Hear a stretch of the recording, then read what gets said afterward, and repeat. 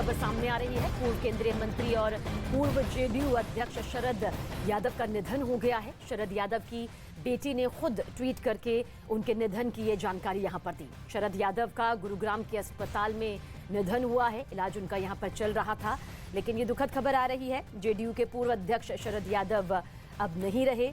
उनकी बेटी ने इस खबर की यहां पर पुष्टि भी की है। 75 साल के वो थे और 75 साल की उम्र में शरद यादव ने अंतिम सांस यहां पर ली है। नीरज हमारे सहयोगी ज्यादा जानकारी के लिए। नीरज, पूर्व केंद्रीय मंत्री शरद यादव थे, जेडीयू के पूर्व अध्यक्ष रहे। उनकी बेटी ने खुद इस दुखद खबर की जानकारी ट्वीट कर दी।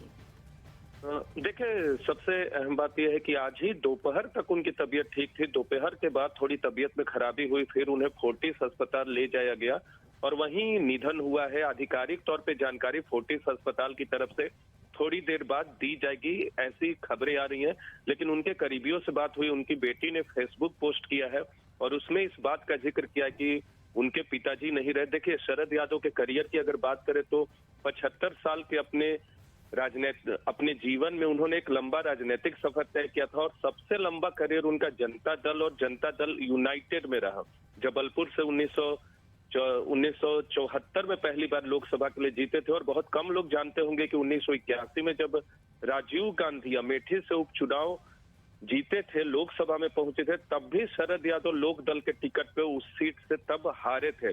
7 बार लोकसभा के लिए, 3 बार राज्यसभा से वो सांसद चुने गए और इसके अलावा जेडीयू के अध्यक्ष तो थे ही, एनडीए के कन्वेनर भी रह चुके थे। अंतिम क्षण में, आपको याद होगा, 2018 में उन्होंने अपनी पार्टी का गठन किया और वो पार्टी बहुत सफल नहीं रही और उसके बाद आरजेडी में वो शामिल हुए। उनकी बेटी कांग्रेस का दामन थाम चुकी थी। लेकिन शरद यादव का एक लंबा करियर, खासकर एनडीए के कन्वेनर के तौर पे, जब अटल बिहारी वाजपेयी की सरकार थी तब मंत्री थे और उसके पहले जनता दल और लोक दल में उनका एक लंबा करियर रहा है। तो एक बड़े राजनेता का निधन कहेंगे, जिनकी एक छवि थी, समाजवादी विचारधारा से आते थे और आज उनका निधन हुआ है फोर्टिस अस्पताल में। गुड़गांव के 75 साल के थे। जी बिल्कुल नीरज, जो समाजवाद वाली जो राजनीति थी उसके चलते वो जनता के मन में एक पैठ बना चुके थे। शायद यही वजह है कि बिहार की राजनीति में भी उन्होंने अपनी एक महत्वपूर्ण भूमिका निभाई और इस सियासी सफर में कई उतार चढ़ाव उन्होंने देखे। समर्थकों की एक लंबी फहरिस्त